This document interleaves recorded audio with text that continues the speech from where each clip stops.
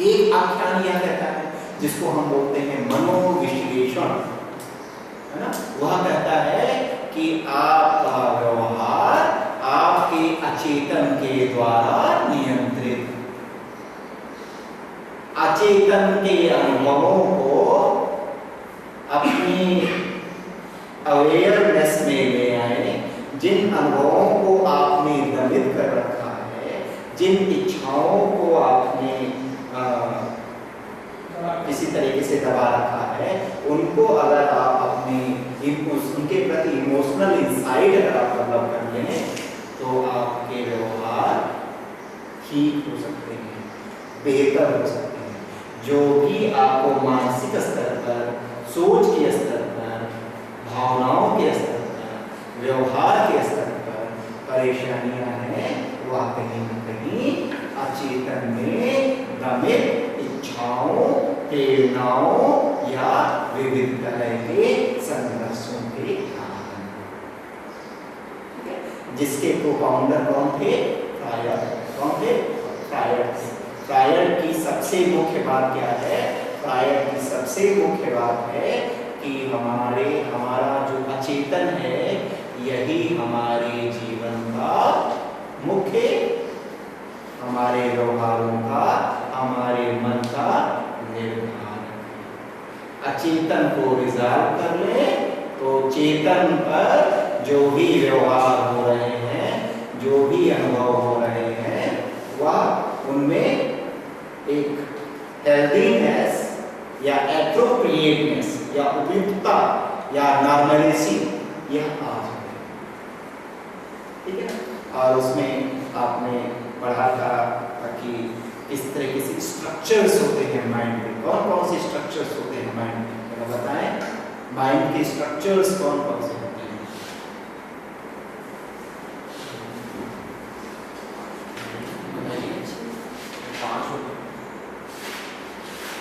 वो तो स्टेजेस की बात आप कर रहे हैं, वो तो लेवल्स ऑफ माइंड में है।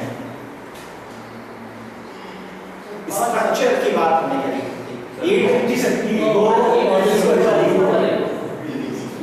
है ना। अभी आप आगे एक क्या होता है? सेकंड प्रिंसिपल जो एक हमारे अंदर, जो हम हमेशा सुख ढूंढने की हमारे अंदर एक तरह की स्पिरिचुअल ड्राइव काम कर रही है, जो हमारे बॉडी, हमारे माइंड का, हमारी साइक का एक पर्टिकुलर पार्ट है, जिसके अंतर्गत हम तुरंत सुख पाना चाहते हैं। उसको हम बोलते हैं इड। हमारे व्यक्तित्व का, हमारी साइक का एक पर्टिकुलर पार्ट होता है, एक पर्टिकुलर अवयव होता है इड। इड इड उस समय आप क्लास में नहीं आए, है ना। इड, तो इड क्या है? इड वह है जो कि हमारी साइक का वह पार्ट है जो तुरंत सुख पाना चाहता है, इमीडिएट ग्रेटिफिकेशन, सुख तुरंत पाना चाहता है, देरी नहीं करना चाहिए। ठीक है। उसको हम बोलते हैं इड, है ना। और इड का बहुत बड़ा पार्ट अनकॉन्शियस है ना। और दूसरा हमने जो बात करी थी वह होता है ईगो। ईगो का मतलब क्या हुआ? ईगो का मतलब हमारी साइक का, हमारी पर्सनालिटी का वह पार्ट जो कि क्या बताता है, किस आधार पर कार्य करता है? तार्किकता के आधार पर। बिल्कुल सही। जो रियलिटी है, जो वास्तविकता है, उस वास्तविकता को जस का तस उसको समझता है, यथार्थ को समझता है, और उस वास्तविकता के आधार पर वह कार्य करता है। तो कहीं ना कहीं ये जो आपका ईगो का पार्ट है वह तर्क पर आधारित है ना। ईगो का पार्ट जो है वह तर्क पर आधारित है। ईगो जो है वह इड और सुपर ईगो के बीच में मीडिएट करता है। क्या करता है? इन दोनों के बीच में सामंजस्य बैठाता है। सुपर ईगो क्या होता है? ईगो इसमें सब कॉन्शियस, सब कॉन्शियस, जैसे उसको बताया। ईगो प्राइमरीली कॉन्शियस है। अब इसमें ऐसा नहीं कि कोई सिर्फ एक में रहेगा, लेकिन प्राइमरी उसका जो मेजॉरिटी है, उसका पूरा सेगमेंट जो है वो कॉन्शियस में, और इड का होता है अनकॉन्शियस में ज्यादा होता है, बहुत ज्यादा होता है। अगली बात हम लोगों ने करेगी सुपर ईगो। सुपर ईगो क्या होता है? ये हमेशा नए नियमों की तरफ ये सोचता रहता है, नए नियम क्या होंगे, क्या नहीं करना, तो किसी विषय का बहुत सुपर ईगो का मतलब ये हुआ कि क्या करना चाहिए, क्या नहीं करना चाहिए, what should and what should not be done, है ना? shoulds and oughts, क्या करना चाहिए, क्या नहीं करना चाहिए। इसके बारे में जो सारे नैतिक नियम आप सीखते हैं समाज से, परिवार से, वह होता है पूरा सुपर ईगो में समझ। ठीक है, स्पष्ट है ना? तो सुपर ईगो आपको बताता है कि क्या करना चाहिए और क्या नहीं करना चाहिए। ईगो क्या करता है? वो मीडिएट करता है कि ठीक है भाई, इनकी ये इच्छा है या इच्छा हमारे अंदर उठ रही है, अब सामाजिक रूप से हमारे नीति नियम ये हैं, लेकिन हम इसमें या इतना कर सकते हैं या इतना नहीं। बात स्पष्ट है? अब ईगो इसको कैसे करता है?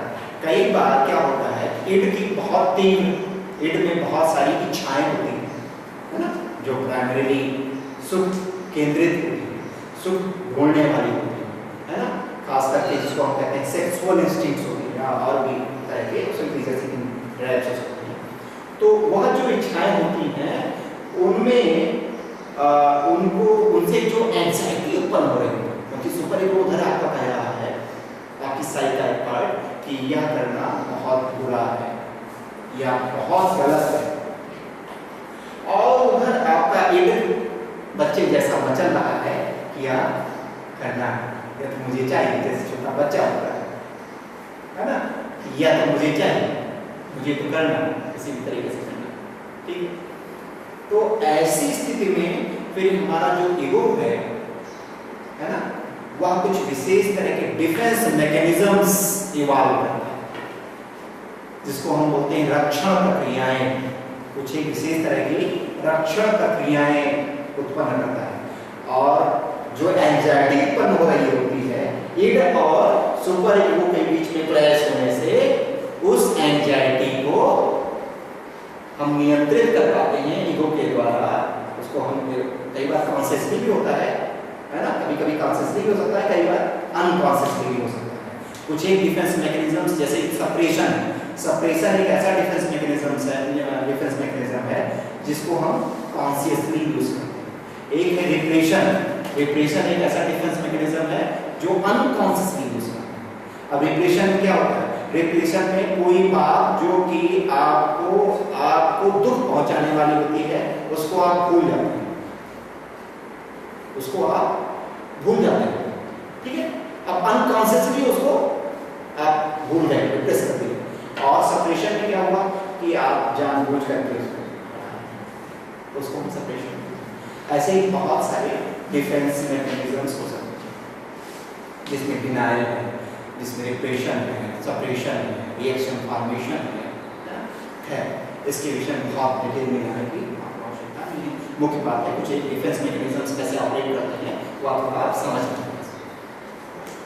अगली बात जो हमने करी थी कि हमारी साइक के डेवलपमेंट, हमारी पर्सनालिटी के डेवलपमेंट के कुछ एक स्टेजेस होते हैं। वह कौन कौन से होते हैं? 5 स्टेजेस की बात हमने की थी। वह सबको याद है? कौन कौन सी हैं बताएं? ओरल, एनल, फैलेट और लैटेंसी और जेनाइटल। तो ओरल में क्या होता है? ओरल में आप देखें छोटे बच्चे को अगर आप उंगली डालें उसके मुंह में तो तुरंत वो आँखी खा देता है ना।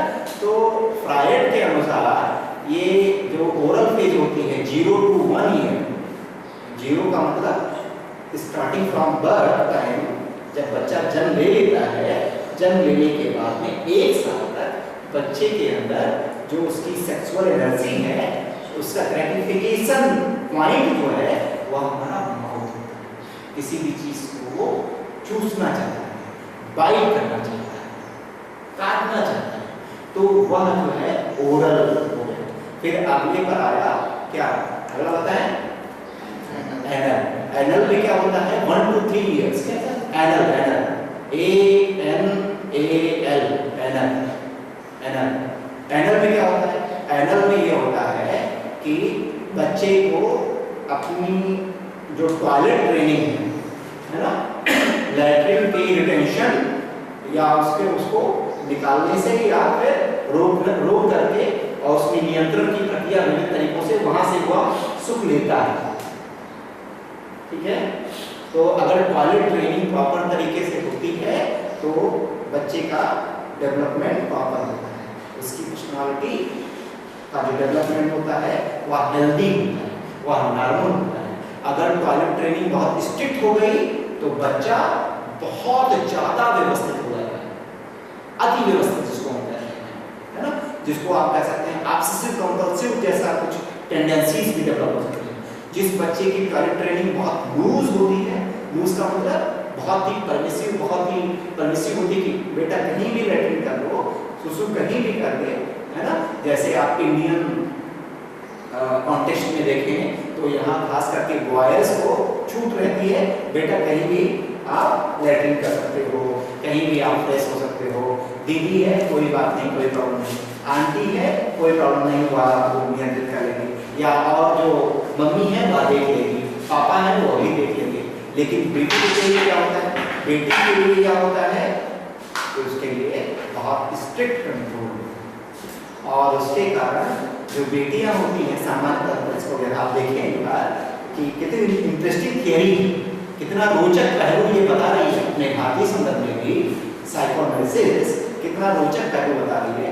बॉयज खास करके हम देखते हैं कि थोड़े से अव्यवस्थित होते हैं, है ना, और वे किताबें फैला देते हैं, कपड़े फैला देते हैं, रूम का फैला हुआ होता है, जबकि महिलाएं सामान्य तौर पर इसी कारण से जो टॉयलेट ट्रेनिंग होती बहुत थोड़ी अपेक्षाकृत कहीं अधिक स्ट्रिक्ट होती है, तो वो ज़्यादा व्यवस्था पसंद होती हैं, चीज़ों को घर को संभाल करके रखना, किताबें ही रखना, तौलिया यहाँ रखना, सब्जियाँ ऐसे काटना, केयर